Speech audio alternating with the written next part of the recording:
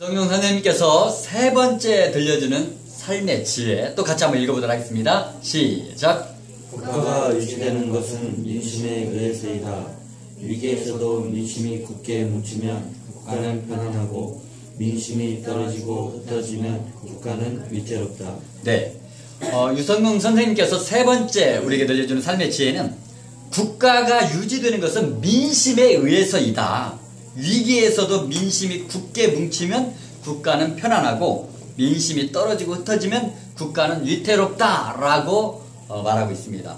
이거 어디서 좀 많이 들어본 얘기 같지 않나요? 이런 말이 있었어요. 뭉치면 살고 흩어지면 죽는다. 아주 유명한 말이죠. 이 말은 이승만 대통령께서 하신 말씀입니다. 그래서 뭉치면 살고 흩어지면 죽는다라고 얘기를 했습니다. 그래서 우리가 정말 똘똘 뭉치는 거 그거 정말 중요한 것 같아요. 국민들이 정말 똘똘 뭉칠 수만 있다면 아무리 어렵고 힘든 국가적인 재난과 위기 상황에서도 얼마든지 극복할 수 있다라는 거예요.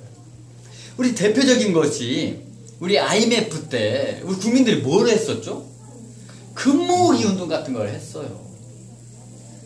이게 사실 국민들이 금을 좀 모아서 국가 부채를 그거는 사실 아주 극소수예요. 이게 뭐 국가 부채를 갚을 만큼 막 그렇게 큰 도움은 안 돼요, 사실은. 그런데 세계인들에게 대한민국의 저력을 보여준 거예요. 단합된 힘. 그래서 떠났던 투자자들이 다시 온 거예요. 왜냐하면 저 정도의 국민성이라면 위기 앞에 나만 잘 살고 내 것만 챙겨야겠다가 아니라 오히려 그거를 막 갖고 나오는 걸 보고 세계인들이 깜짝 놀란 거예요. 아, 대한민국은 얼마든지 다시 일어나겠구나 해서 떠났던 투자자들이 다시 온 거예요. 사실은 그래서 대한민국이 그 위기를 극복할 수 있었던 거예요.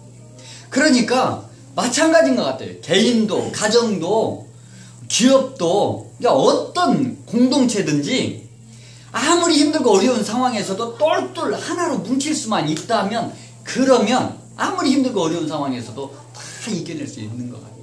근데 반대로 아무리 힘이 세고 아무리 주어진 게 많이 있어도 만약에 서로 분열하고 다툰다. 그러면 오합지졸이 되지 않을까요? 서로 막 자기 거를 더 챙기려고 하고 막 서로 막 이익을 챙기려고 한다면 그러면 아무리 내가 힘이 세고 아무리 내가 갖춰진 게 많아도 그래도 힘을 못 쓰게 될 것 같다는 얘기예요. 역사가 또 그런 얘기를 하고 있어요. 우리 유성 선생님이 임진왜란 후에 이렇게 말씀하신 이유, 일본이 부산으로 상륙을 했잖아요. 그래서 부산에서 서울까지 올라가는데 며칠 걸렸다고 그러는지 아세요 혹시? 18일 걸렸대요. 원래 서울서 부산까지는 400km예요. 400km 행군을 하려면 제가 군대 생활할 때 200km 행군을 해봤잖아요. 군대에서 하루에 5km씩 걸어요. 아니, 하루에 1시간에 5km씩. 1시간에 5km를 걸어서 8시간을 걸어서 하루에 40km씩을 걸어요. 막 분장을 하고 막 사실 천천히 걷지 않아요. 정말 빠른 걸음으로 걸어요.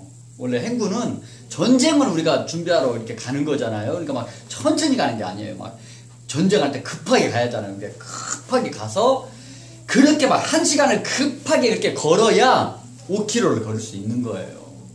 그래서 하루에 8시간을 쉬지 않고 걸어야 40km를 가는 거예요.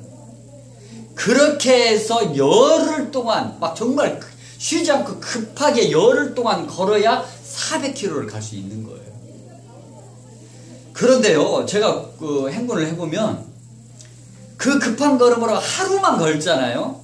40km 하루만 걷더라도 정말 발바닥이 난리가 나요. 막 물집이 잡히고 난리가 나요. 그런데 일본군이 서울까지 18일 걸렸대요.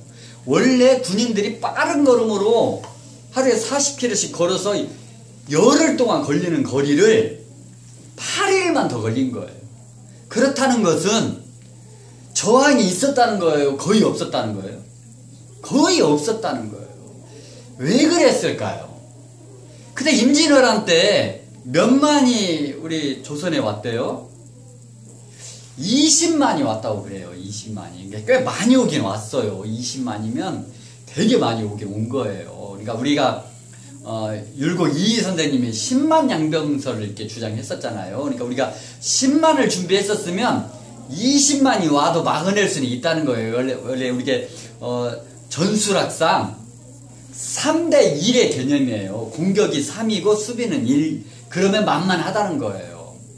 근데 그래서 이제 이기려면 3보다 더 많을 때 공격을 해야 된다는 거예요. 최소한 3배 정도는 돼야 공격을 하는 거예요. 원래. 그런데 2배밖에 안 되잖아요. 그래서 10만만 원래 갖췄어도 이렇게 지지 않았을 거라는 거예요. 그런데 그때 우리 국민들은 몇 만이었어요? 2천만 가까운 국민들이 있었단 말이에요. 2천만 대 사실은 20만이에요. 사실은 죽기를 각오하고 싸웠다면 일본에게 지지 않았을 거예요. 근데 왜? 국민들이 아무런 저항을 하지 않고 일본 군들이 거의 걸어서 서울까지 가도록 그렇게 길을 내줬을까요? 그거는 선조대왕이 보세요. 선조대왕이 전쟁이 나니까 어떻게 됐어요?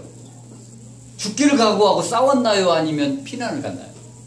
피난을 간 거예요.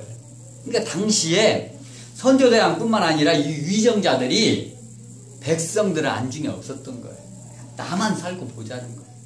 진짜 애국과 애민의 정신이 아니라 저기 오면 나부터 솔선수범해서 앞장서서 나부터 싸우다 죽겠다, 그런 정신이 없었다는 거예요. 그러니까 위정자들이 그러니까 백성들이 그들을 위해서 싸울 필요가 있을까요? 그 필요성을 못 느껴서 그냥 놔둔 거예요, 사실. 그러니까 우리 지금 역사는 돌고 돈다고 하잖아요. 그 역사를 보면 알 수 있어요. 그래서 지금도 저는 지도층에 있는 분들이 더 나라와 민족을 위해서 애국과 애민의 정신으로 살아야 돼요. 그래야 백성이 똘똘 뭉치는 거예요. 그래서 앞으로 이 방송을 보는 모든 정말 지도자급에 있는 분들은 더 자신의 기득권도 좀 내려놓고 나부터 좀 잘 먹고 잘 살아야겠다 하는 그런 것도 다 내려놓고 정말 어떻게 하면 대한민국을 위해서, 어떻게 하면 공동체를 위해서 살 것인가를 좀 생각했으면 좋겠어요. 그래서 정말 애국과 애민의 정신으로 그렇게 얼른 지도자들이 먼저 살면 백성들이 자연스럽게 따라올 거예요. 그러면 대한민국이 다시 정말 강한 나라가 될 거라고 저는 자신합니다. 그래서 우리 정말 그럴 수 있었으면 좋겠어요. 그래서 똘똘 뭉치면 살고 흩어지면 죽으니까 나부터 늘 똘똘 뭉쳐야겠다, 그런 정신으로 살아가는 우리 모두가 됐으면 좋겠습니다. 이상입니다.